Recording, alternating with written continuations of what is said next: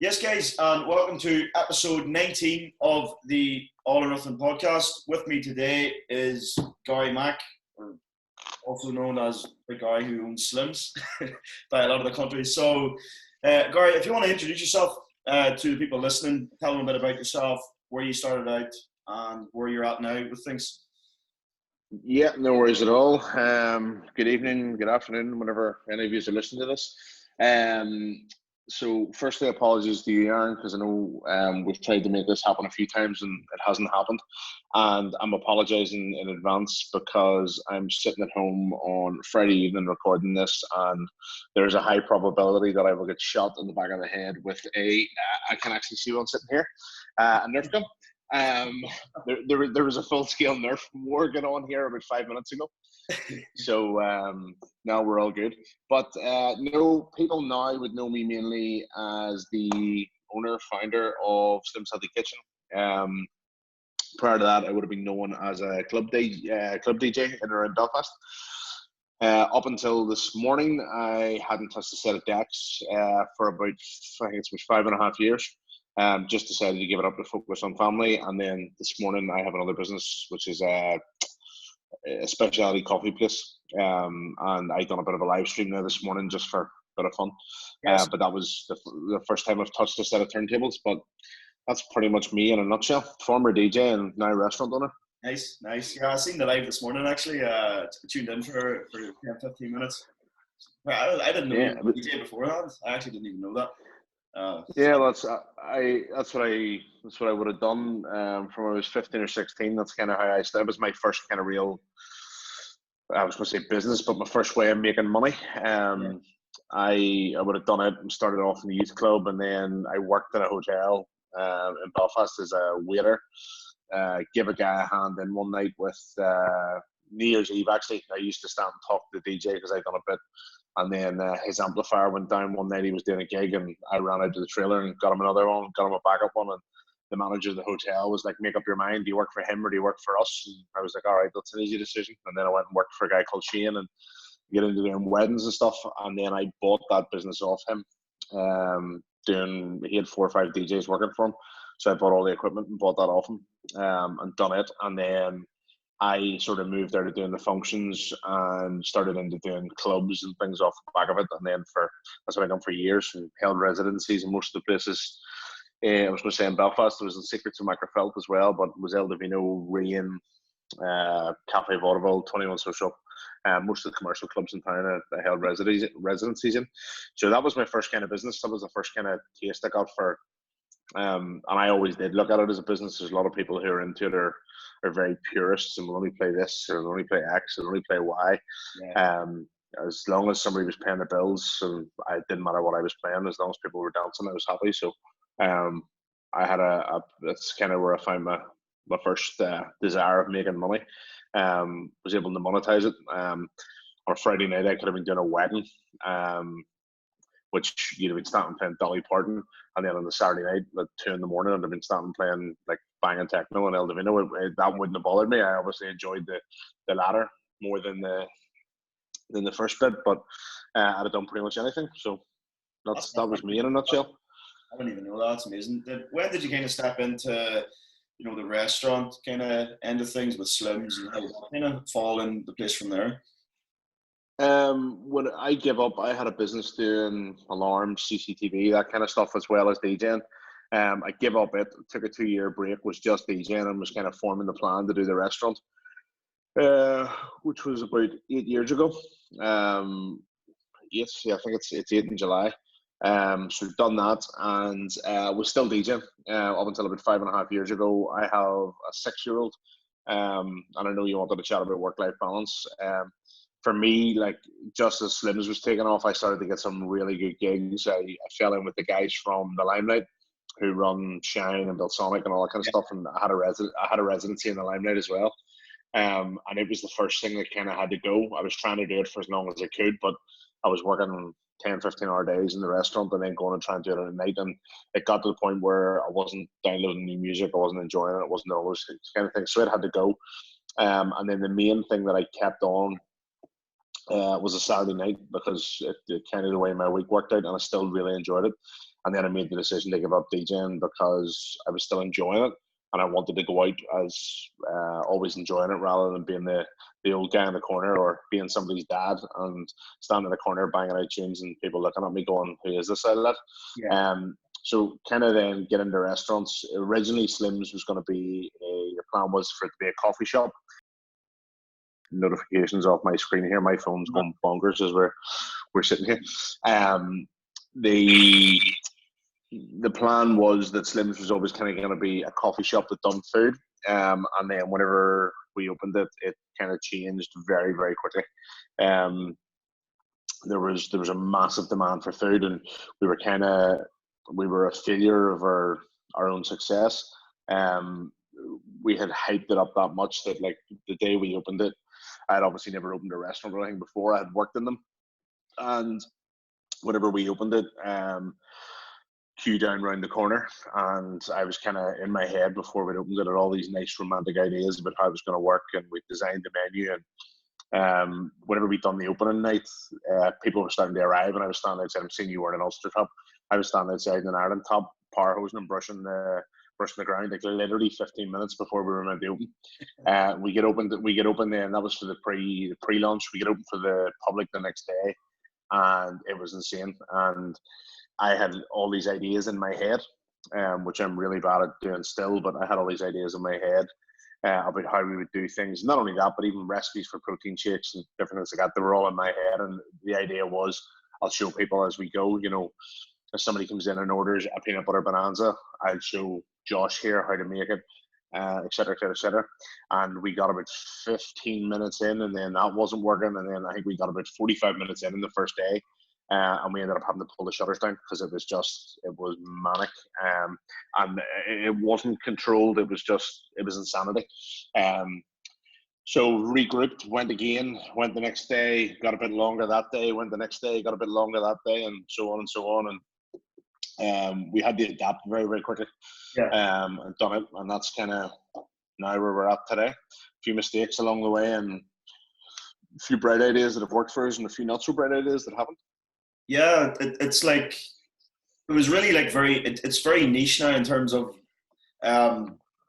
it was something that wasn't really about in Belfast. You had somewhere where a lot of bodybuilders, people into fitness now go to eat and still kind of stay on track. There was never something around 8 years ago for something like that. I remember when I was competing, and I used to never be out of Slim's on Lisburn Road.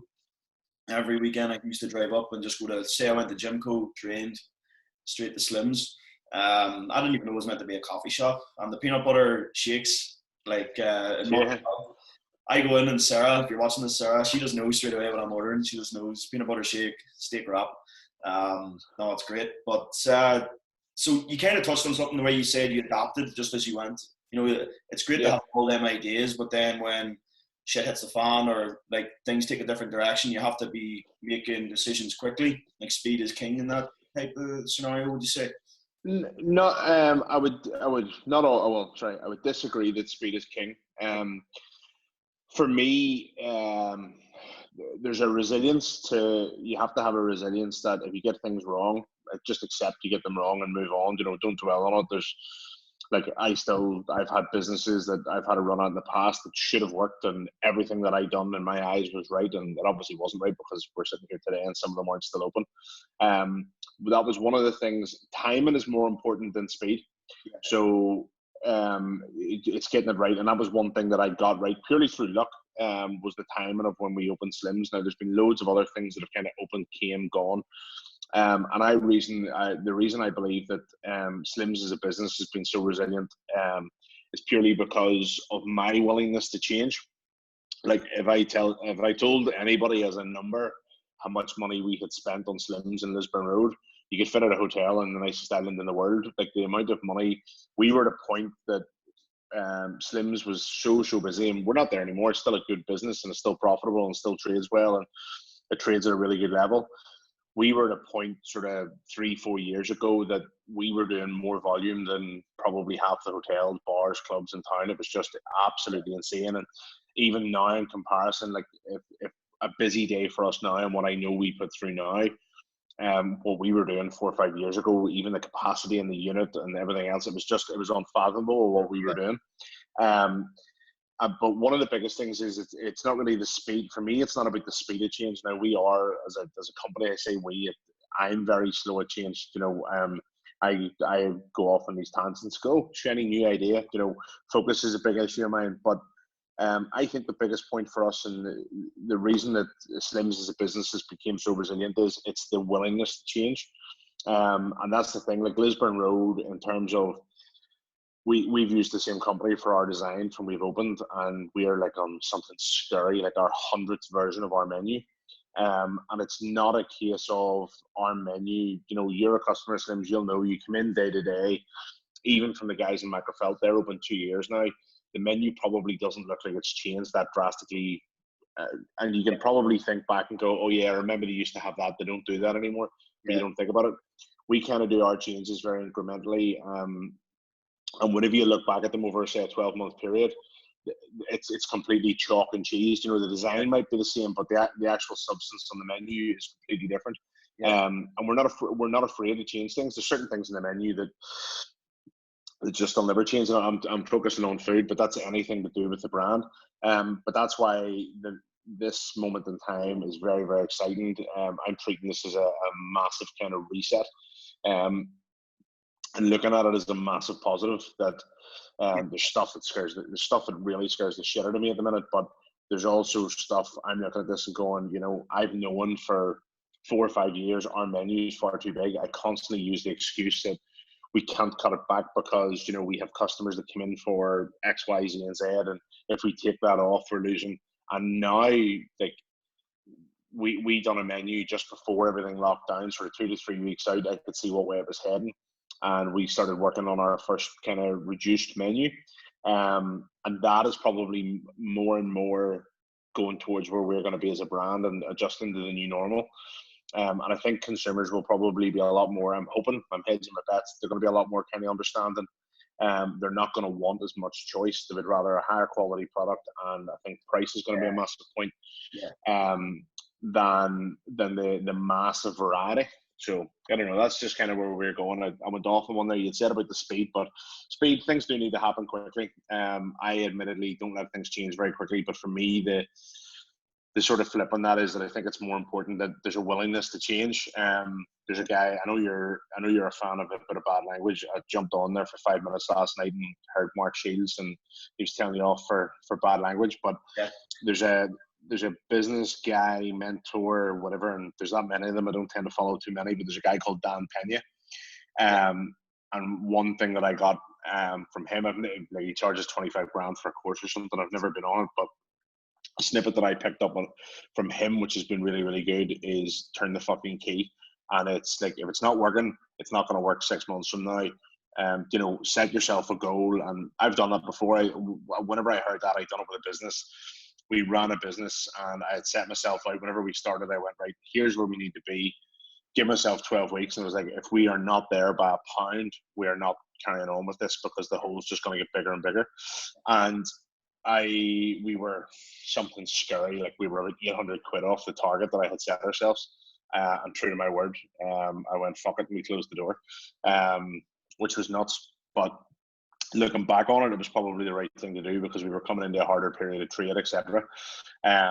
Since that's my sort of my own advice. It's his advice, but I have kind of not listened to those markers, and I've went on and I've persevered with things, and you end up just going and throwing sort of more and more money after something.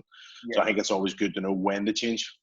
Yeah, a lot of people have that kind of sunk cost fallacy, really in any kind of aspect of their life, and you see that a lot with people. Like, they don't want to, because they put so much into something, they don't want to give up on it, but then sometimes it's better to just let it go and then stop. So It doesn't matter if it's business, if it's if it's a personal training course you paid for, if it's whatever, if it's a shitty relationship you're in. People are thinking, I can't get out of this. I've been in this 5 years, and if I give up this, I'm going to lose X, Y, Z, and Z. If you're not happy, if it's not making you money, or if it's not adding any value to your life, doesn't matter what it is, get the fuck out of there. Yeah, give it the P45. That's for sure. That's what I say to clients, when they have a sunk cost fallacy with like a certain approach they used to have, like fat loss or building muscle before they started with me, and I'm like, you need to drop that, or else you're just going to be stuck. Like having the same level of thinking where you're at is not going to get you like a different result, or having the same method is not going to get you a different result. So you need to change your approach. That's the same thing as clients. In terms of is output, was it like what Slims was maybe meant to be at the start then?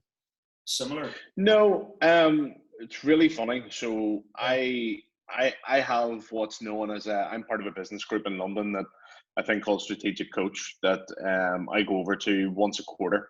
I've been in it a year now, and the reason I went there was for focus. I have a friend who's a part of it, and I kind of need a bit of direction and a bit of focus. And a lot of the time, whenever I get caught up in a room, I'm talking to somebody from here in business. We always kind of I'm a big user, a big abuser of the term of this actual practice, which is confirmational bias, and it's kind of like when you think you know better, can't be told any worse. Is that the pup coming in? Yeah, that's the dog. Yeah, I would hope the girlfriend's not crawling in along the floor. No. This is like that BBC interview. Get them. Yeah, I know. I see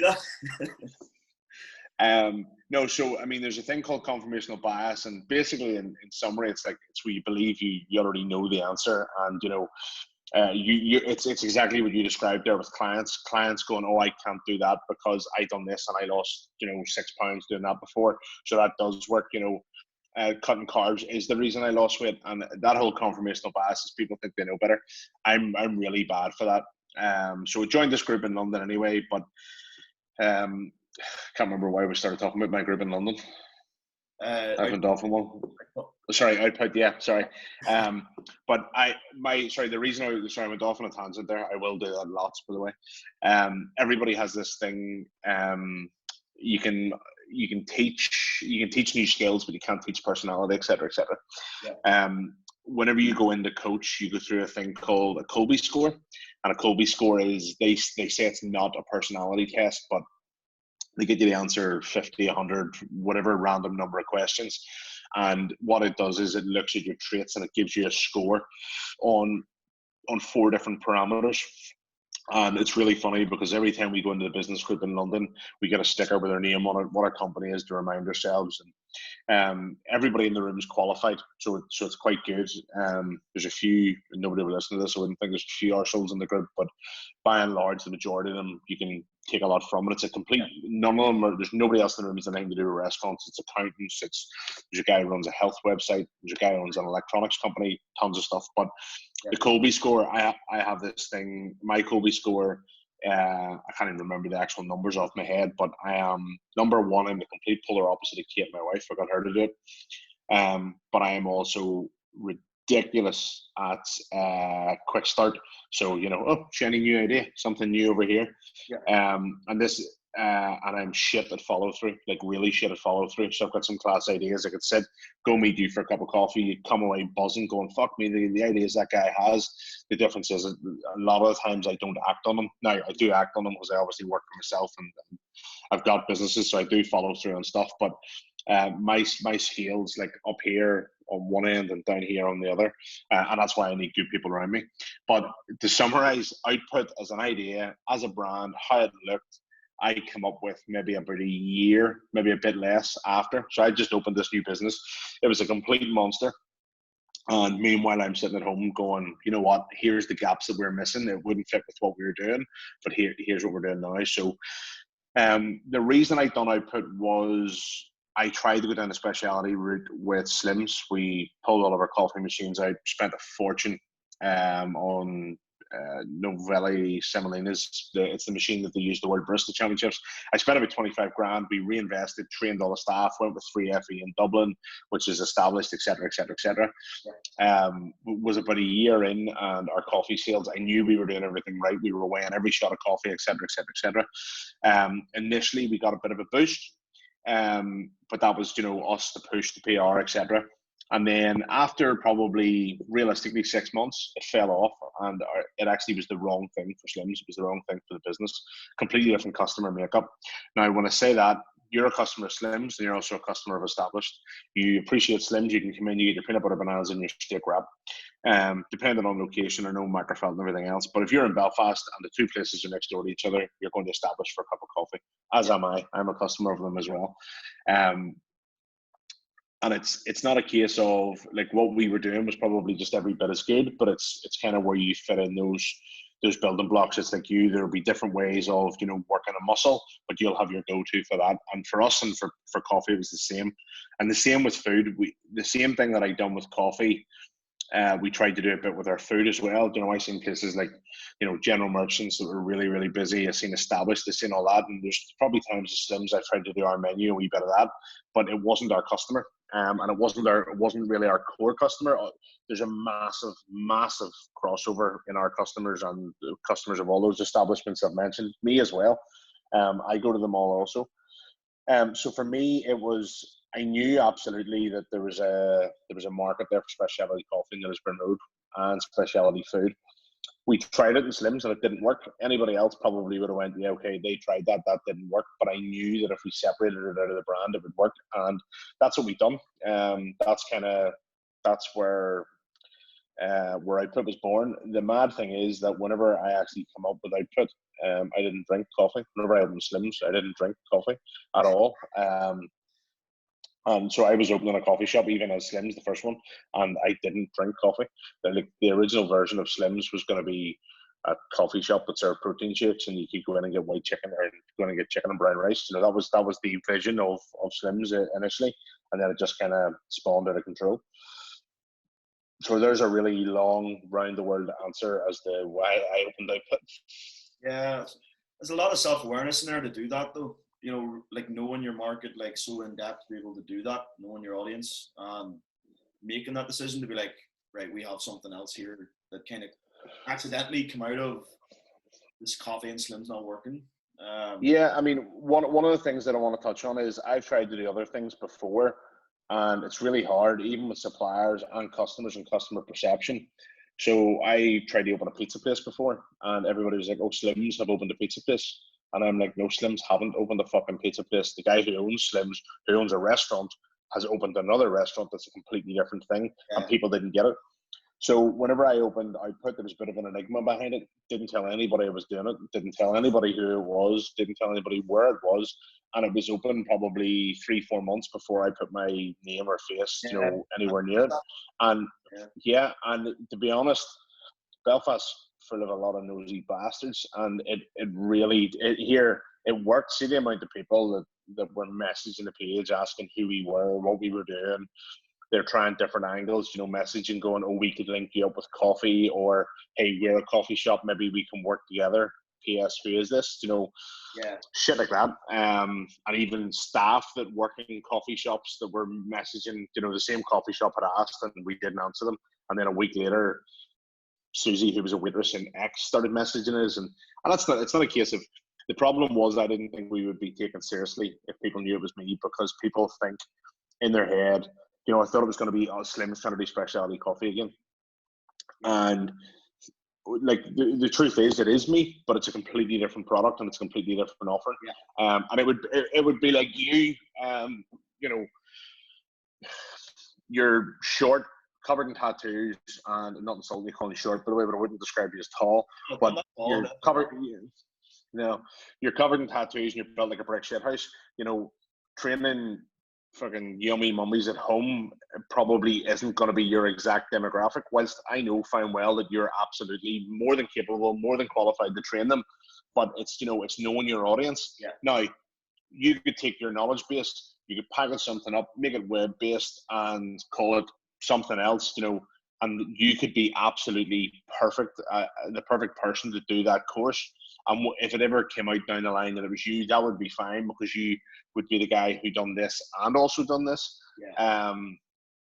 Whereas now, if you were to stand in cover model shape, that's me paying you a compliment after calling you short. But if you're to stand, but if you're to stand in your current condition with your abs hanging out, and start telling mums that you can get them a bigger bum and you can do X, Y, Z, and Z, you're probably not going to have much success at doing that. When I know absolutely, people are choosing stuff, people are choosing a their class cover, they're choosing the exterior. And for me, I had done Slims and we built Slims isn't absolutely the best product out there, in terms of even our food. The amount of times people can say to me, "Oh, I could just make that food at home." Like you talked about the steak wrap, like I genuinely reckon I could talk my 6-year-old through making it. It's not complicated. It's grilling a wrap. It's a mayonnaise, which is very simple to make. It's your rocket and it's a wrap. The thing with Slims is it's a convenience factor as well. And it's a social space, it's a convenience factor, and it's a combination of pretty much everything. It's not just that steak wrap. Yeah. There are much better restaurants out there. But yeah, that's. People buy the I feel like I'm rambling there. People buy the experience. What is it saying? 100%, yeah. So I like going to established Slims, to go have the food, have the coffee, and I like sitting around people working or sitting around people. Yeah, 100%. Because I work from home like most of the time, sitting in this office working. So that's one thing I miss at the minute is just sitting in a coffee shop around people. So if I'm paying, £3-4, whatever it is for a coffee. Now I'm not just paying for the coffee; I'm paying for what comes with it. The novelty, the experience. 100%. So that's that's basically what it is. And I go through peaks and troughs, and like Kate, my wife, she works very, very different to me, and I'm not a musician at all. Like I haven't got a note in my head, but I try and say to her, like, my job within my business is to be creative. I need to think of ideas. I need to solve problems. I need to find ways to do things smarter, more efficient, etc. I can't always do that. I share an office with 4 people. There is no windows in it, and I can't always do it with the door wrapping. So I get up, I go off out. I'll the odd time I'll go for a walk. I go to established. I go to general merchants. I do a meeting with my managers on a Tuesday morning, in Belmont Road. It's a pain in the ass for me to get to with traffic and school and everything else. It takes me about an hour to get over there. I'm probably going to change it after this whole COVID thing and do a Zoom meeting. But and sorry, that's something which I've tried before. Like 3 years ago, I tried to get all my managers. I bought them all laptops with webcams on to try and do this, to do exactly what we were doing, and it wasn't acceptable. But yet, my 12-year-old daughter's now doing Zoom calls with her friends every day, and everybody knows what Zoom is and knows how it works. Yeah. So I think it's going to be a lot more acceptable. But where I was going there was I'm like you. I do some of my best work sitting in a coffee shop with a set of earphones in, listening to repetitive music, the hustle, the bustle. Kate, my wife's the complete opposite. She doesn't understand it. She needs complete silence to work. It does her head in if we're sitting in the office and I've got music on, or it plays it and she sits facing me and it plays at the back of my monitor. It drives her nuts. Whereas I work better with distractions. Yeah. And for me, I'm the same as you. I miss that as well. Yeah, like I find myself driving to the north coast from here, just to get the car out on a blast, get an adrenaline rush, park up for literally an hour of just high quality work around people, and then drive home again. Now that may sound like crazy to people. You're driving 40 minutes or sometimes less than 40 minutes if there's no traffic. There's no cameras about. So like I'm driving there just to do an hour's work to drive home, and I can do that at home. I don't think people understand when, like, I'm big into environment and environment dictating performance, and so like sometimes I'll sit in a colour like Bob and Birch. Sometimes I sit in like Bob and Birch because it's colourful, so I can get creative with content. Sometimes I'll sit in established because it's nice and plain, so then I can get stuck into like admin work. So it's like I think people. Yeah, well, it's where I was going there, and what I was saying with Kate is like and that's why I started to say I'm not a musician, not whatever. Yeah. Like I say to her, a pop star, a musician can't just sit down and go, right, fuck it, I'm gonna write a #1 hit right now. They need to be in the right headspace to do that. And for me, a lot of the time, I'm happy to work on that. Thanks. Good service there. I'm getting good service. We've got the good Fiji water. For me, I need to be able to work with not boundaries, and I know Kate, it drives her nuts that she's my biggest fan. She'll probably listen to this. But I do know it drives her nuts. She works with structure like you have no idea. She works the time. She works whatever. My timekeeping is absolutely abysmal. If I worked for me, I would sack me. But also how I work is completely different. It drives her nuts. She's massive about going to bed early every night, etc., etc., etc. I love it whenever she goes to bed, the kids go to bed, I will stick shit TV on and I will sit. And another thing that drives her nuts is that I can be on my phone, the laptop, and watching TV at the same time, and she can ask me what's happening on the TV, and I can actually tell her. Yeah. And she does, she doesn't understand, or I have an office set up at home at the minute in our dining room, and she'll come in and I'm sitting on Instagram, my phone's like, you're meant to be working, and I'm like, I'm doing this menu, and it's kind of like I work well with those kind of distractions. Yeah. And I love going and sitting in, like I was saying, with the managers before I went off about Zoom. I do the meeting, and then I would typically go to the likes of general merchants after, and I take an hour and a half to 2 hours, have breakfast, have a couple of cups of coffee, and just empty my head of everything from the meeting and elaborate on my notes. And then 2 to 3 hours after, I send the managers basically not minutes in the meeting, but everything that I've digested and my decisions reinforced. So I've maybe made a decision in that meeting, and I've said, no, this is how we're going to do this. So I'll sit down and I'll maybe elaborate on my thoughts and tell them why we're doing this in a particular way, or I'll maybe retract and go, look, all right, it was maybe a bit hasty there earlier. This could work if we done this. And for me, the change of environment is massive. Yeah, 100%. That's one thing I miss about living in Belfast was I used to go to like a different coffee shop depending on the day of the week to do like 2 or 3 hours work. Where I don't have that massive selection now where I live, or it's a bit more of a drive sometimes. But I definitely miss that. One thing we were meant to touch on in the podcast, we haven't even went near it. We just kind of get stuck into the other stuff, but it's been great. Is kind of work-life balance, and how do you find that? Do you find it's like you have to go through both extremes to try and find middle ground, or is it just like the more you take on, is it difficult to handle, or do you think it's a thing? It's a thing, and I preach it. And the whole thing about the balance, or the whole thing with Slims, is about balance. Now, I've been really, really bad. I open Slims, I get massively into my training, dropped a load of weight, open Slims, and then for the first 4 years, my life was completely consumed by the business. Like, the day we opened the doors, I think Kate would have been 3 months pregnant. The day we opened the doors of Slims, I wasn't that long with her. Hashtag shotgun wedding. No, it wasn't. We didn't get married for years after. But all of that wasn't planned, and so I had all of that. Like, I had a newborn into having a new business 9 months in, and I didn't have the issue of having a business and having the stress of it, it not working, and how are we going to pay bills.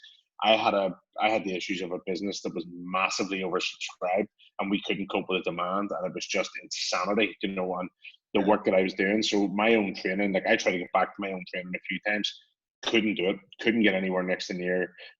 I could get near the gym, like, see taking the current situation out of it, there is always time, no matter what somebody says there is. I just didn't want to fucking do it, was the problem, I wasn't in the. It's kind of what all the fit pros are all preaching this week. It's absolutely okay to not be okay, and it's okay to not be in a calorie deficit, and you've never done this before, and you've never done whatever. I just, plain and simple, could not be fucked. There was just too many things. It was like a runaway freight train. Business, life, everything. I was still DJing. I had a newborn baby, and I had a business that was trading at 50 grand a week. It was just insane, and I'd never owned a restaurant before. So you have to deal with all that, and then for that, it was all just bonkers for me, and I couldn't get, like, I was 4 years into it. Slims has been phenomenal. It's provided me with a really good quality of life. Having said that, I was making a shit ton of money DJing. I would have made in a week, without exaggeration, I'd have made in a week what some people are lucky to make a month from DJing. I was doing 5 nights a week in Rain, and 6 nights a week Rain was queued out the door. I was being paid really good money. I had a residency in El Divino. It was just really, really good money. And plus I was working full time as well, and that was before Slims. I had my own business doing stuff like that. So Slims wasn't about making money. It was about making money, but I could have took the path of least resistance. I could have stayed DJing, not done Slims, and I'd have made money no problem.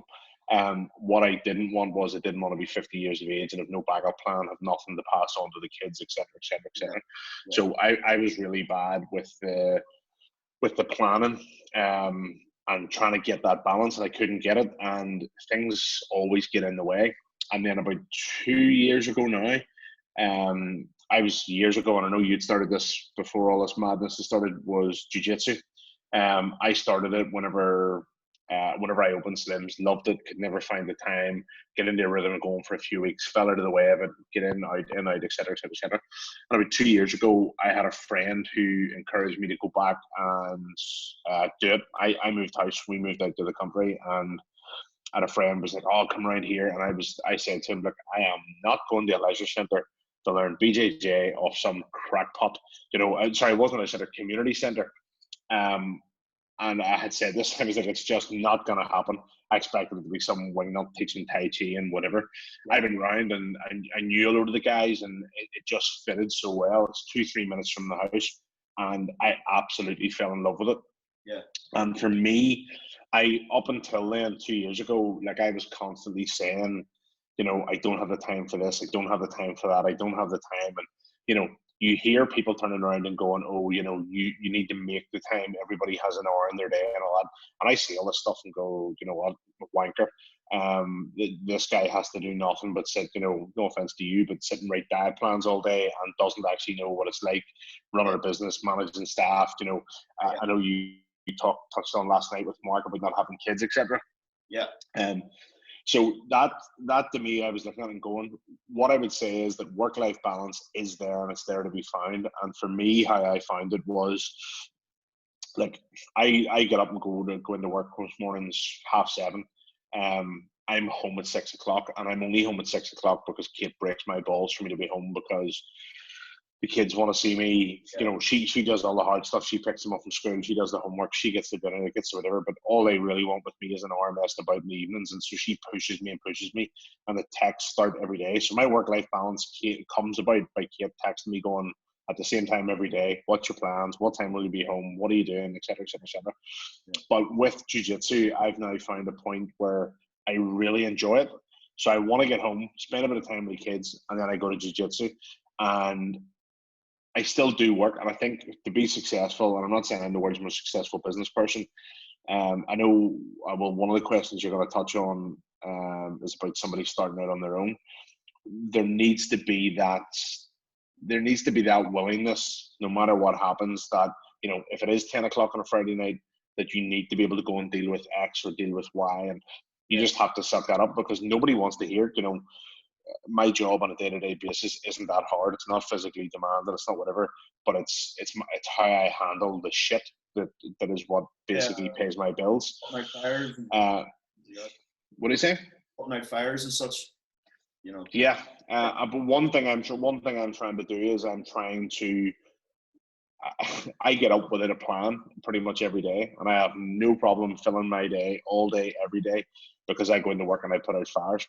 And I'm trying to, one of the big things that I've learned from the course I'm in London is I need to get up and I need to have a plan and I need to stick to it. And whenever these fires are coming at me, there's a reason they're coming at me. Now, there will always be things, that pick up and always happen, et cetera, et cetera, et cetera. But I'm trying to structure my days more so that I have set times for doing things. And because I want to get home and I want to see my kids, and I want to go and I want to train.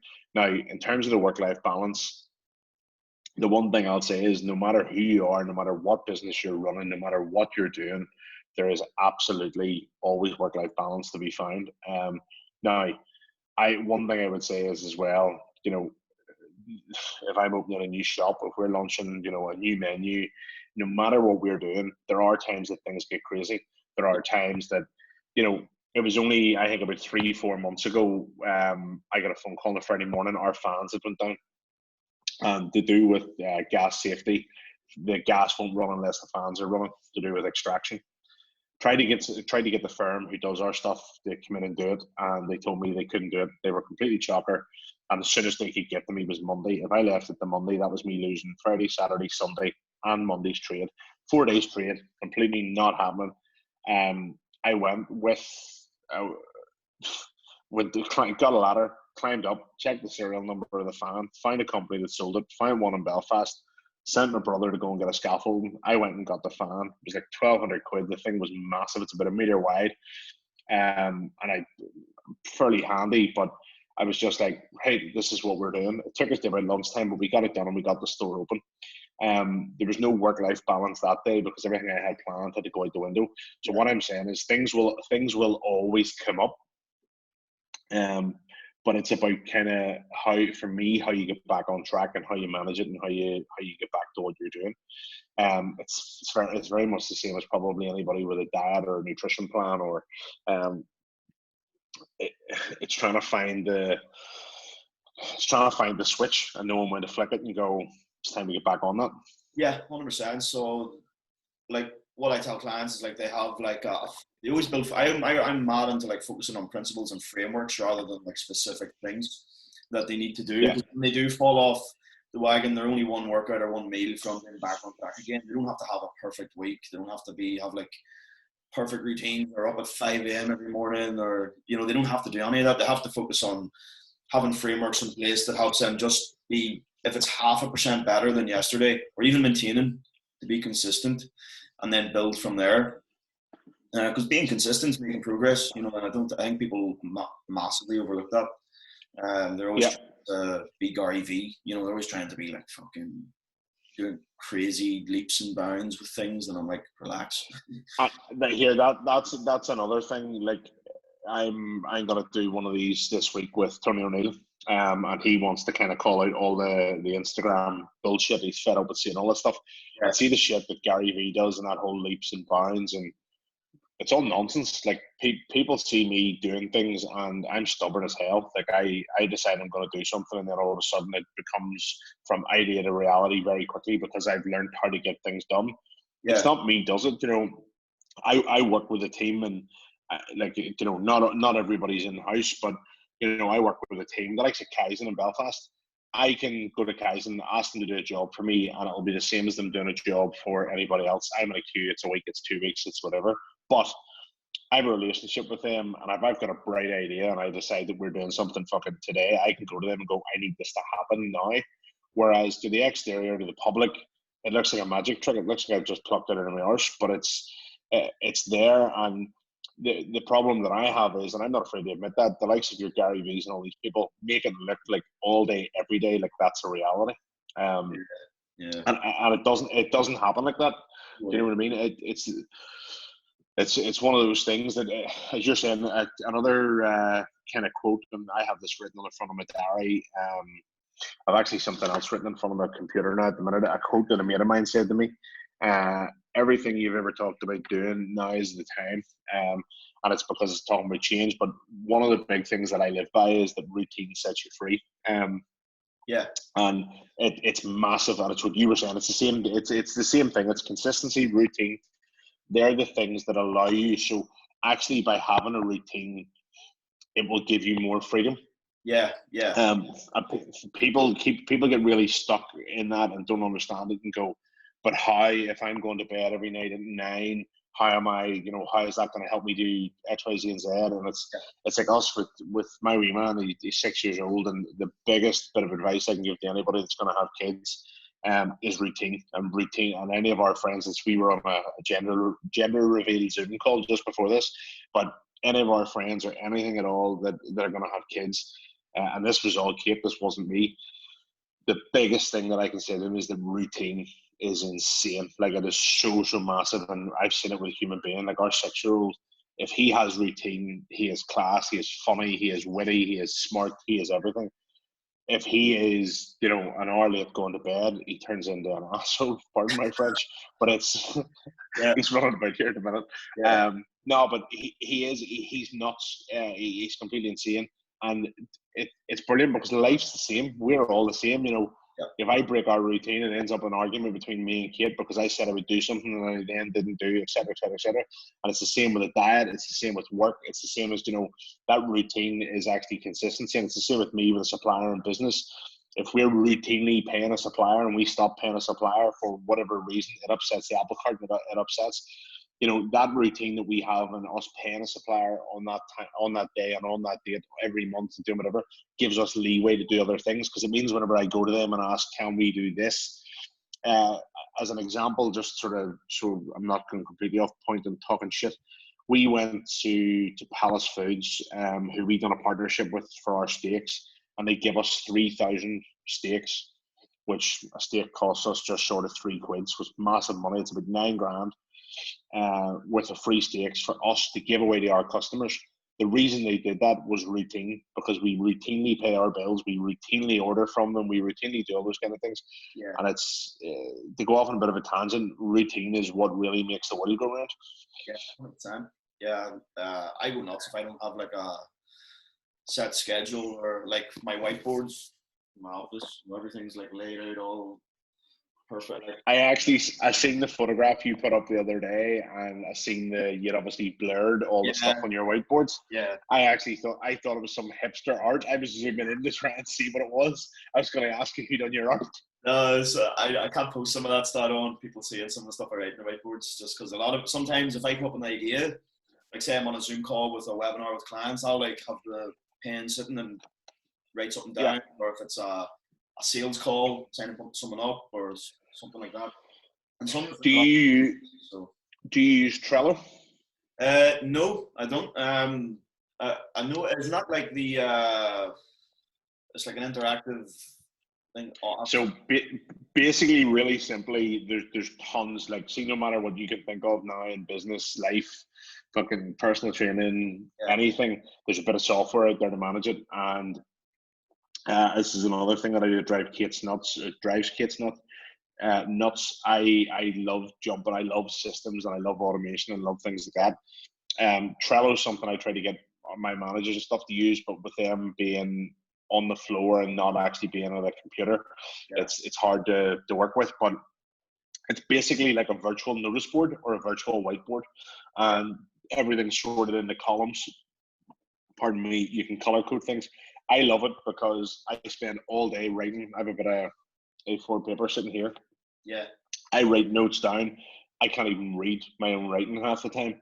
And I hate, and like you're seeing your whiteboard there, it's all sitting, it's nice, it's color coded, it's whatever. Your handwriting's obviously quite decent. I hate mine. So I use scraps of paper, scribble down loads of notes, but then I use Trello, and I've got one sitting on my screen at the minute. It's I don't mind actually. What I'll do is I'll pop it open and I'll show you. So you can pick. Can you turn camera on this? Anybody on the podcast isn't going to get the benefit of this. So it's just basically this, and this is kind of what I'm working on at the minute. It's different plans, and you can, there's me with something real simple, website, make it more colorful, speak to Kaizen about an updated imagery plan, and in here you can go in and color code it, etc. It's just quite good, and I like it because I tend to lose lots of bits and pieces of paper and write things down, and I can't read them again. And now, a lot of the time, I do something similar with notes. I do something similar with notes on the iPhone, and then it's synced to the Mac. Something kind of similar, but I must actually look into that, man. That's pretty cool. Trello is quite good. I mean, I tell you the truth on what I use Trello for. I use it for emptying my head. And basically everything that's on this, I mean, 15 or 16 columns on this, and these are tasks. I've got this down as a COVID-19 action plan, and I've got tasks, and I have a list of about 20 or 30 things down the side of it, and it's like to expand on our franchising, update the website, look at a new store design, Nutritics is a bit of software we look, blah blah blah, and I go through the whole thing, and it's really just things that are in my head, because if I don't get them out of there, they clog my head whenever I'm trying to work on something. Yeah. So I've got, as an example, I went to a restaurant show in London 2 or 3 years ago, and I took about 16 pages of notes sitting in the airport on the way home. Sat scribbling down notes flat out. About a week later, sat down and put all those notes into Trello, and some of the stuff I didn't action. Some of the, like, it's not that I don't use Trello as a to-do board. I use it basically as a mind dump. Yeah. And then I'll be talking about something. And the good thing with Trello is you can go in, bang on a search, and go, a fucking Hobnob restaurant, type it in, and it'll bring you back up, and you'll see your notes, and you maybe stumble across something else that will remind you of it, etc. Yeah. And it's quite good. Like, if you'd have asked me before I opened this screen this evening, if you'd have asked me, have I done anything of use on that Trello board, would I be raging if I'd lost it? I'd probably go, oh no. But now, seeing it sitting open and seeing all things done, I'm looking back at this past week. Like, I was sitting this evening thinking I hadn't really done enough this week, or hadn't ticked enough kind of boxes. And I'm sitting looking at it now, and I was beating myself up on Friday. I've got a ton of stuff done, so Yeah, not too bad. nice. Yeah, But Trello's a good shit. when it's out of your head, it's on paper or on a screen. Like I tell clients to do is if they can't sleep at night, write things down so it gets out of their head. You know, I done this about 10 days ago. Couldn't sleep. I was stressed, worrying, lying in bed, thinking. And I opened notes on my. That's where half of that. That's, to be honest with you, that's where that list came from. Probably some more than half of it. Was me just banging notes into my iPhone, and then I went to sleep. Half an hour later, woke up, wrote something else in, and it was just so good to get it out of the head. Yeah, I use the analogy for clients like, do you ever see Harry Potter when they use the wand to pull the memory out of? Right? Do you ever see that? And then put it in the pool? I was like, it's literally the exact same thing that you're doing. I write down so much, but then I use like different whiteboards for different things. So if I have it written down, when it's done, I wipe it off and it's gone. So like I don't have to write again being done. And then I'm really systemized. I like systems. So like I have a self-care checklist, onboarding process, client journey, content schedule here, and then an action list, which is only one thing left on it for the week. Thank fuck, it was like full on a Sunday. So I have a terrible memory. This is why I don't go back and listen to my own podcast or my own content, because I have a terrible memory, but I say what's on my mind, so I never have to regret what I say either. So then I never, like, because I have a terrible memory, I like writing things down as well. So it's kind of a blessing and a curse to have that. So man, we've covered a shitload in this podcast. So what we're going to finish on, and one of the questions I was going to ask you is, like, what would your top 3 pieces of advice be for someone who is looking to, you know, launch their own business coming out of this current climate into the future? You had asked me this in advance, and I was planning on, you know, being proper professional, prepping, writing this down, and doing whatever. And then I kind of went, you know what, fuck it, there's no point. And because there's times people would ask me, oh, what advice would you give? And I would go, oh, fuck it, don't do it. And I wouldn't say that, because, as I say, it's afforded me a really good lifestyle. I think you need to make the decision. And this isn't going to be in point format or whatever anyway, this is going to be me rambling for another 2 minutes, but you need to make the decision if you really want to work for yourself. Now, there's serious benefits in working for yourself. You can make a fuck truck of money in doing it. You also need to be prepared to lose a fuck truck of money. Like the last 8 years for us have been a lot.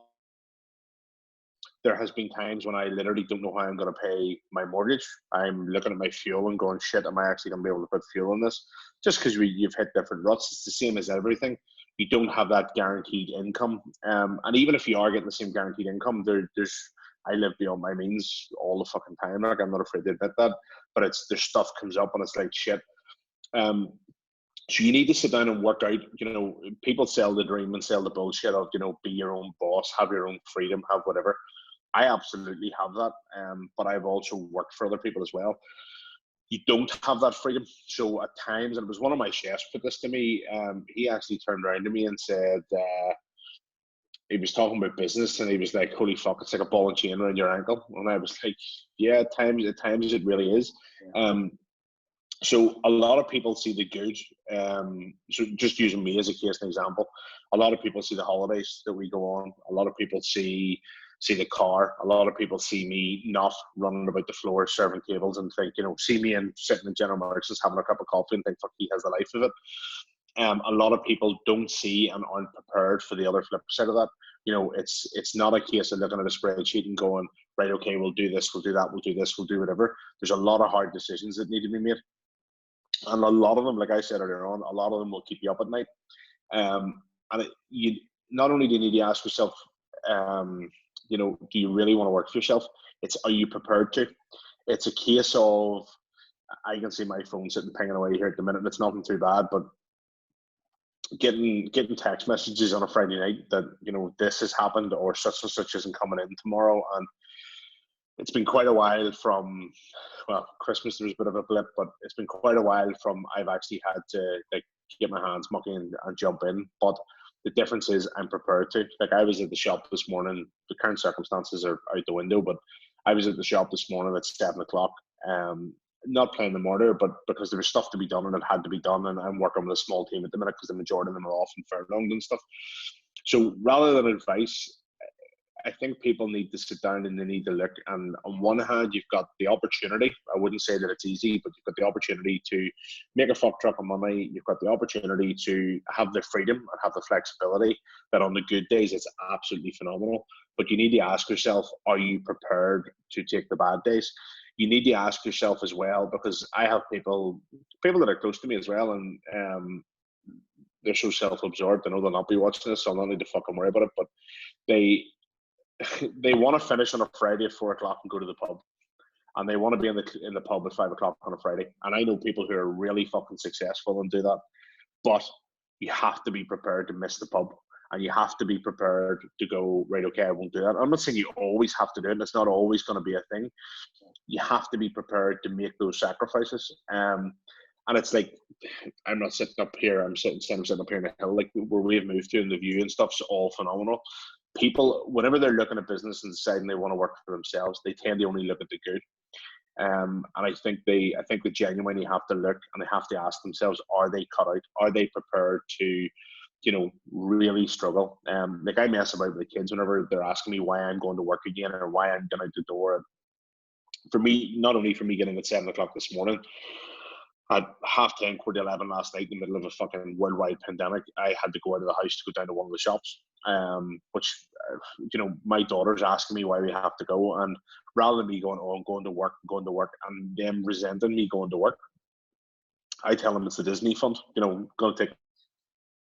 That's what we're going to do. And X, Y, Z, and that's kind of how I do it to them. So there's not really, for me, there aren't really any tips, and you'll get people who can give you tips and give you this, that, and the other. They tend to be people who haven't run a fucking business and have learned in a book somewhere and have read it.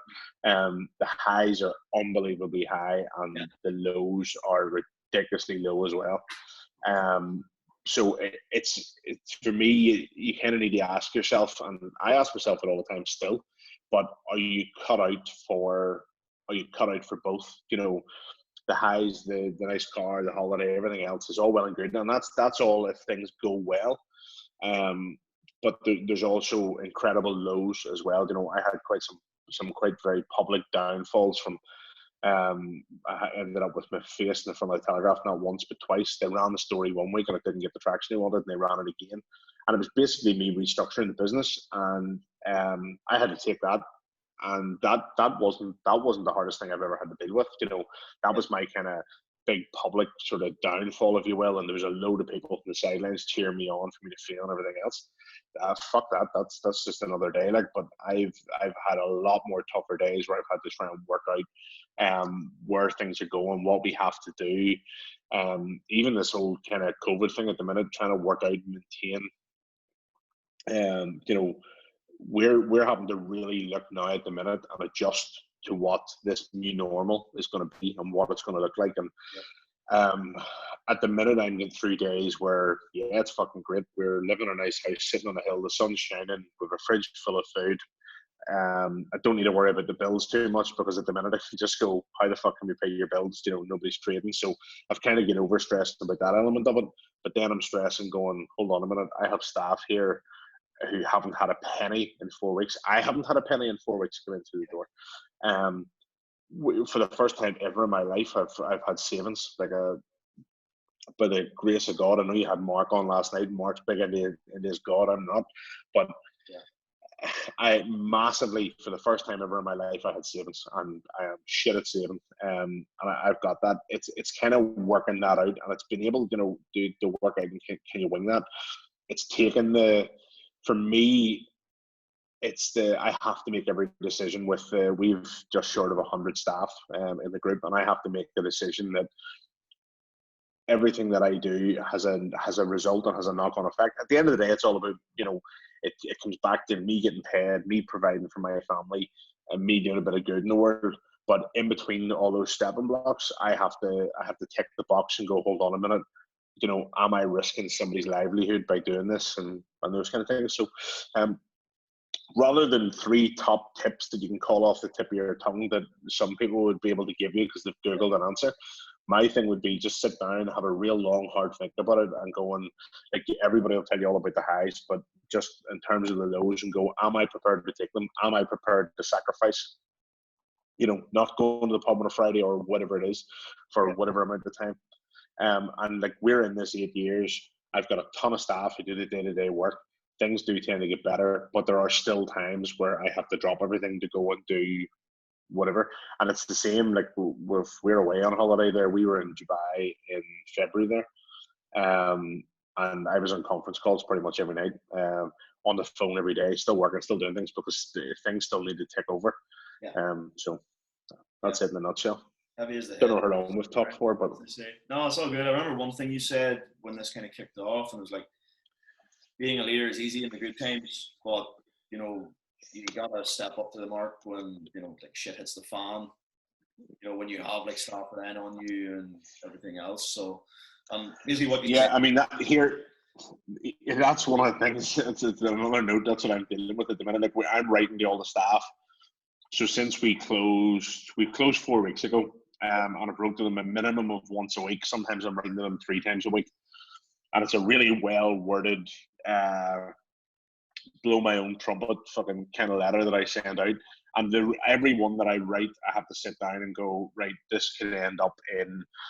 I seen something earlier about how you treat people at the minute will determine, basically your reputation for however long or whatever. Yeah. There's stuff that I have to say in letters and shit that's not nice, and basically telling people that we don't know when your next paycheck's coming in, we're furloughing you, we're waiting on the money coming in, etc., etc., etc. I'm having to formalize all that, send it out in a letter. I'm trying to keep lines of communication open. On a flip, just to show you the difference in what you're dealing with, I have members of staff that are emailing me, the ones that have my number, texting me saying, look, thanks for absolutely everything you're doing for us at the minute. I know this is a minefield, I know it's whatever. And you get them and it's like, nice. Then you get another asshole that message you telling me what's the problem here. All you need to do is go and get this grant of 50 grand from here. And I seen it on the news today and they said that I'd get that. So where's this money? And I'm looking at them, I'm reading these things and going like, what? Like you have no idea what's going on. One of the things I was gonna say earlier on there that I'd heard today and it absolutely scared the shit out of me is we're trying to adjust to this kind of new normal. Wuhan in China, where all this crazy stuff started, has now pretty much returned to normality. And what's really scaring me is all their cafes are open again, their bars are open again, their nightclubs, their cinemas, everything are all open again. Nobody's going to them though. And that was one of the things today. There's a confidence issue there with the general public. Yeah. So yeah, I know me and you, as soon as somewhere opens, will be the first people back into it going, I'll take a flat white. But I think for us, and that's at the minute what I'm sitting, I'm jumping between cash flow now, what we're doing, trying to get a few ideas off the ground to keep the wheels turning. But I'm also looking 10 steps ahead to go, in 3 months' time, in 6 months' time, what will the business look like? And it could be completely different. Yeah. So. Yeah, you just gotta adapt, don't you? I don't think the government done people any favors with how they handle what's going on, and I don't want to get political, but they were pretty relaxed about the whole thing until the start of March, where they were like, "Oh shit," even though all the ones there, and they haven't done business owners any favors with all this, like the scaremongering in the media. Yeah, it's all the scaremongering. What they're proposing to do for businesses. We should be eligible for grants. We should be eligible for staff furlough. We should be eligible for all this. Yeah. They stand up and they're making announcements as though this is gospel. This is going to happen. And it's like I seen a load of people singing the praise of HMRC the other day, going, "Oh, hats off to whoever designed the furlough system. It's been an entire day. There hasn't been any complaints of X, Y, Z, and Z, and whatever." And I was chatting it over with my accountant. He goes, "Yeah, it's fucking wonderful. Nobody in the UK has actually got any money yet. So all they've done is set up a website where people can dump their information onto. A website that's not capable of giving anybody any confirmation. So it doesn't actually tell you whether or not it's been up, done, accepted, or whatever. But what is happening is they're standing going, we will do whatever is needed. We'll do whatever is needed, blah, blah, blah, blah." That is a mass address to the nation. So I get it and go, yeah, okay, it sounds fucking wonderful. I stopped watching the press conferences. And then I get a member of staff going, but hold on the news last night, he said that you would pay me 80% of my wages. And I'm going, yes, he said that on the news last night. They don't actually have a system, a mechanism, a way of charging, for doing those things. A lot of the time, we get somebody who starts working for us and we struggle to explain. Like, I've had to draw a diagram of what a Lion Week is before. And you think they've got it, and then they go to leave and they go, no, but you still have my first week's wages. And you're like, no, we don't have your first week's wages. That's not how that works. And then on a mass scale, they're standing on the news, and the vast majority of the public can understand it. A lot of people can't. And with us having so many staff, there's always going to be one or two that don't understand it. And for them, it's very frustrating as well. But as you say, in terms of business owners, in terms of different things, like, my big gripe was how long they left it before closing down hospitality. Now, I know their reasonings in doing it, and it's now starting to come to light because they can only keep people locked down for so long. I think they should have done what they've done in India, locked everything down, and if you're out in the street, should be shot. Because I think if they'd done that and done it all really hard, fast, and quick, I think we probably would have been out of this and been over this by now. But there was a massive. I think how they handled it was irresponsible at the start. They kind of just ignored the signs. And now the people suffering are not politicians. The people suffering are business owners for the most part. Yeah. Well, we also have the other problem that I have is that we are Northern Ireland, which is a devolved government. I don't get involved in politics, but it's like I had somebody telling me the other day, you don't have to pay rates for a year. I've seen it on the news, and I'm going, yes. If I lived anywhere else in the UK, that would be absolutely true. But in Northern Ireland, some dick sitting on the hill has decided that it's only going to be 3 months. And I know again that they have their reasonings as for why that's going to happen. It's to do with our councils and the distribution of money, etc. Our politicians aren't great at running a country. It's just, I'm not saying I personally would be any better at it, but again, it's that whole mixed message that the UK government are standing going, okay, there's rates relief for businesses for 1 year, and then we hear that on the news, and then 4 days later we hear somebody in Northern Ireland standing up and going, oh no, actually it's only going to be 3 months here. And you're like, right, okay. No. The issue, like you touched on, is the confidence, because the media is like scare people so much, and there is going to be culture change to this. There will be some form of culture change. Massively. I know we're going to wrap this up. You can cut me off at whatever time you want, but where do you see gyms going, and where do you see personal training going? What's your thoughts on sort of medium, short term and medium term? Short term, I think gyms will be probably some of the last places to open. Personally, I think. Again, I could be completely wrong. Like, this could be I completely agree with you. See, if I get told one more time this week that all the gyms are open again next week, I'm like, I fucking dead on. But I agree with you that I think the gyms will probably be one of the last places to reopen. However, I think there's a loophole with private studios. So, and I think people will have a shift with going to studios more over gyms now in the future. I think, now I could be completely wrong. I'm saying that, and I think there'll be like new policies in place, like hygiene issues, and maybe a cap on members and a cap on how many people is allowed in at one time, and that's what I see happening. Personally, the sooner things are back to normal, in inverted commas, the better. My business being online completely doesn't affect me so much, but in terms of my clients, I'd rather have them in a gym to get their results, or have some access to a better facility. So the sooner this sorts out, the better. But again, that's down to the confidence of the government, the confidence of actual society as a whole to actually go out and start spending money again, to start getting the economy going again, which is the main thing.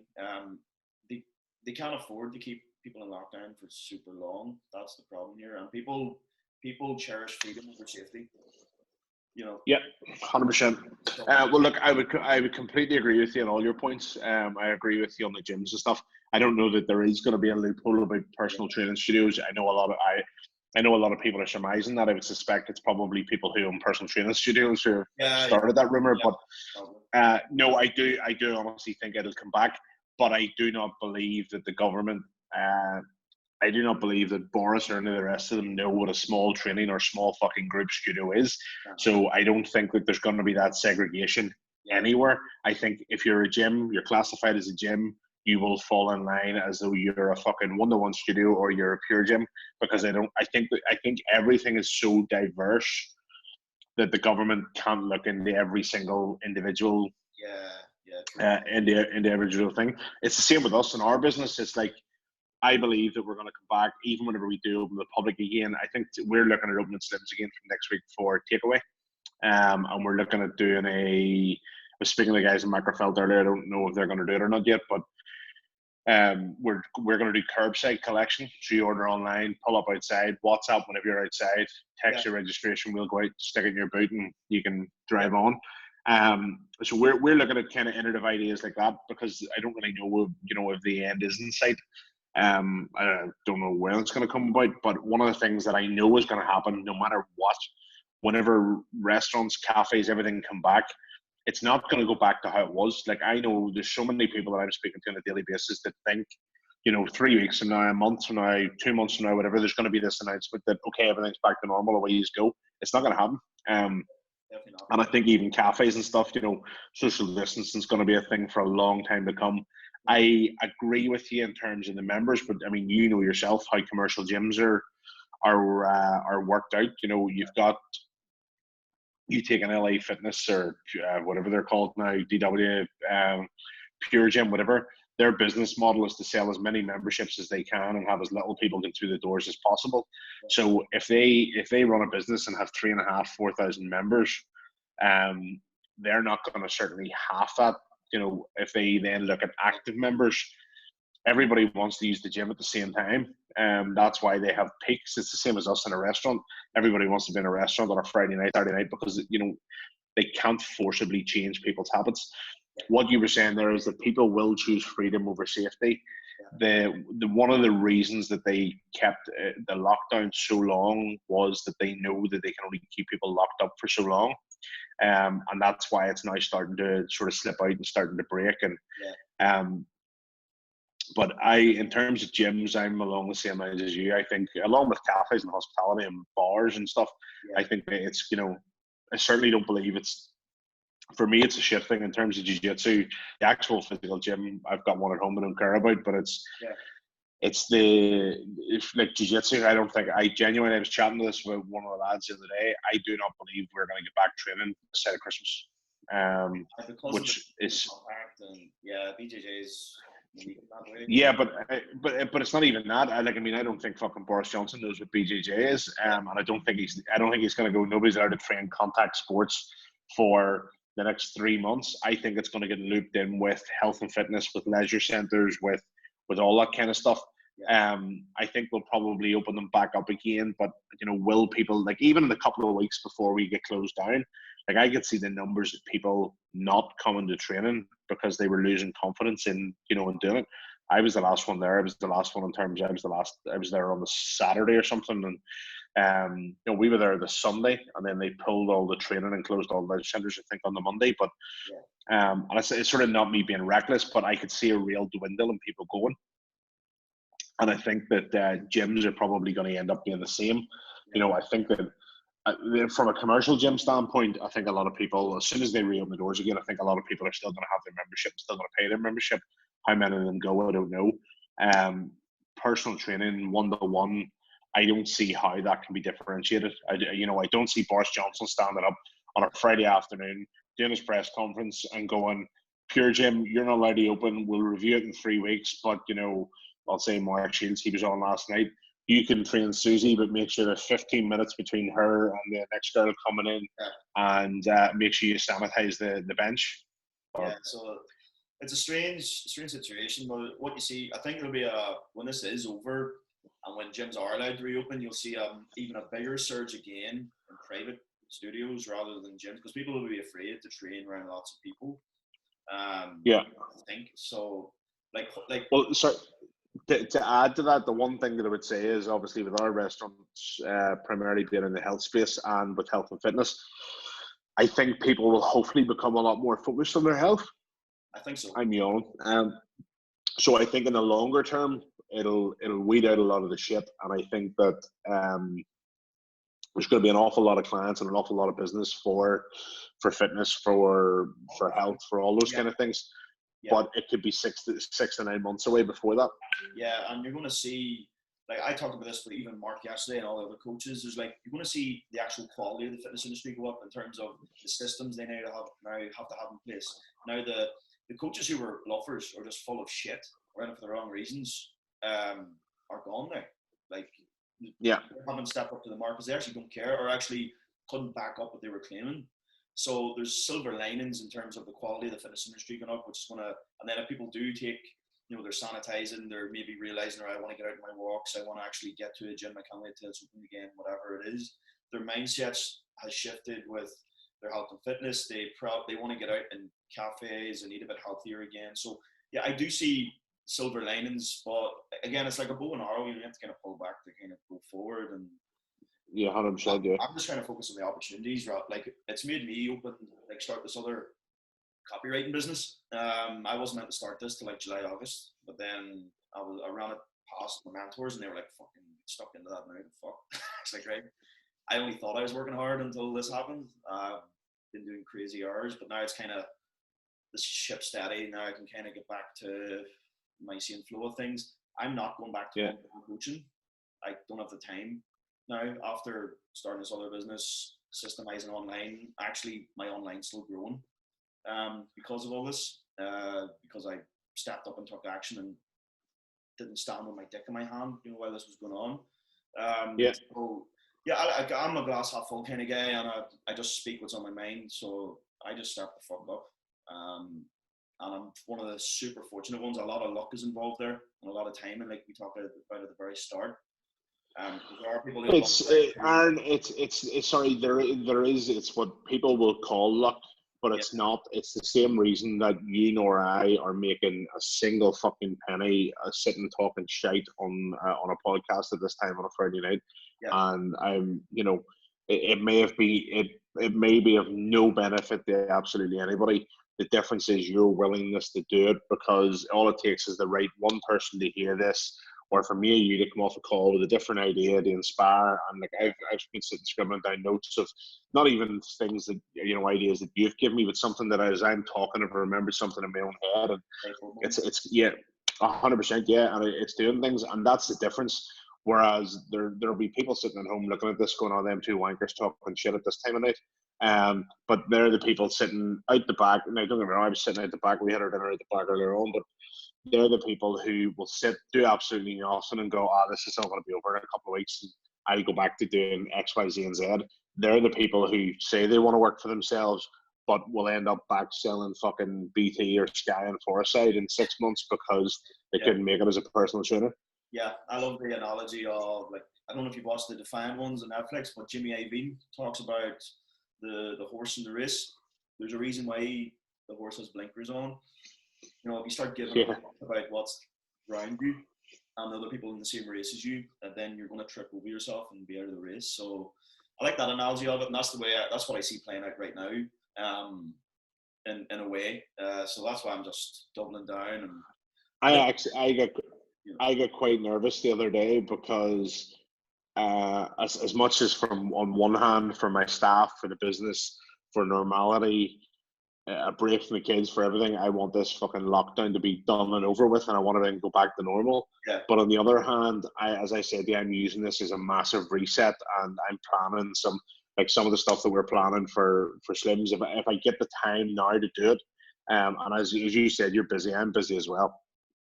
If I can get the time, I'm kind of managing like what I'm doing now, looking at immediate cash flow, 2-3 weeks, what can we do now to bring money in? What's it going to look like, X, Y, Z, and Z? I'm worried that the lockdown's not going to last long enough, and I'm not going to get all of the stuff done that I'm sitting doing. Like I spent 3 out of 5 days this working week online reviewing new systems. We're looking at a new till system, a new stock ordering, like a new procurement system, things like that. Like I spent 4.5 hours on a fucking call the other day with Israel, with an IT company that do stock management. Whereas I could just literally batten down the hatches, sit here and go, yeah, okay, I'm going to do nothing. But I really want to come out of this leaner, more efficient, in everything that we're doing, because I do believe that it's the people who are sitting complacent now that probably aren't going to survive. Now, I'm not saying I'm going to come out of this and I'm going to flourish and I'm going to thrive and I'm going to whatever. Yeah. Willingness that I'll go back and wash dishes if I have to is what kind of gets me through every day. But I have some pretty big plans that I'm hoping that if I can get everything ticked off my list and what we're planning on doing, there's at the minute there's not another restaurant in the world talking about doing what we're doing, and I'm not going to sit here and go, oh, we're going to be world leading, we're going to be the next Pret a Manger, we're going to be the next Leo, we're going to be the next McDonald's, and those kind of things. If I can do it and sort of build on what we were doing, the goal this year is to build on our franchise and stuff like that. I'll be massively happy. I know right now I could be sitting at home just worrying about the immediate future. I'm not worrying too much about the long road. Like, I'm doing things, and at times I'll have people close to me going, I mean, what are you doing? We're nowhere next to near that. And I'm going, yeah, but we'll never get to that if we don't think like that. You know, if I'm writing a manual out for our staff, I'm writing it and wording it so that it can be applied in 20 stores or 45 stores or 100 stores worldwide. Some of those documents that I've done, written or whatever, are long done, gone in the bin and completely redundant. But for me, it's that kind of mindset thing of what we're doing. Yeah, you're not focusing on the circumstance. You know, you're focusing on the vision of it and where it's going to be. 100%. Even you're massively increasing the likelihood of that happening because the intent is there. You know, rather than sitting around doing nothing. I think that's what people don't understand that concept, and then people call it luck. You know. Yeah, 100%. Yeah. Yeah. It's a massive illusion. I could talk. We could just blabber on all evening and talk all evening on everything here and go on and on. I think there's a shit ton of value in everything you've said for people listening to this. So, where can people catch you on socials or on your businesses on socials if they want to hit you up? Pretty much everything is at Output Espresso or at Slim's Healthy Kitchen. I've only started really agreeing to do these kind of podcasts and stuff quite recently. I've got asked for years to do bits and pieces, and I've never thought that I've been able to bring anything of value to kind of anybody. And so I never really wanted to do them. I'd done one for a couple of friends. It was a sports kind of BJJ thing not that long ago, and I personally am at Gary Mack, not on Facebook, been off it about 5 or 6 years, just really on Instagram, and it tends to be me either posting pictures of food, jiu-jitsu, or trying to sell you something, or the kids. There's nothing, I'm shit at taking photographs, there's nothing very exciting there, but if there's anybody, I've had a couple of people contact me and want me to do different bits and pieces with them. If I can find the time to do it, I'll do it. I know this took us a few weeks to happen, but if there's anything I can do, even like on a regular, I'm going to finish now because I'm going to talk shit all night, but ongoing, whenever before all this madness, I volunteered for Young Enterprise, and I done bits and pieces with them. There's another group called Common Purpose, which is like a business mentor group, and I speak for them every now and again. So it's not even a case of giving back. I like the sound of my own voice. So if there's anything I can do to kind of help anybody, whatever, drop me a DM, ping me, fire you a message, whatever they need. And provided they're not a serial killer or stalker, crackpot, I'll give them the time of day. So awesome, man. So guys, don't be afraid to hit Gary up. I put Slims as well, and get your pen and notepad out, especially if you run your own business, if you're an entrepreneur, small business owner, or if you're thinking about it. Definitely get your pen and notepad out and re-listen to this again, because you definitely will have missed out a few things. And of course, give this a share with somebody who's going to find value in it, and give a review, because the more reviews I get with the podcast, the more people it can reach, and that's a win-win for me as well. So guys, thanks for tuning in.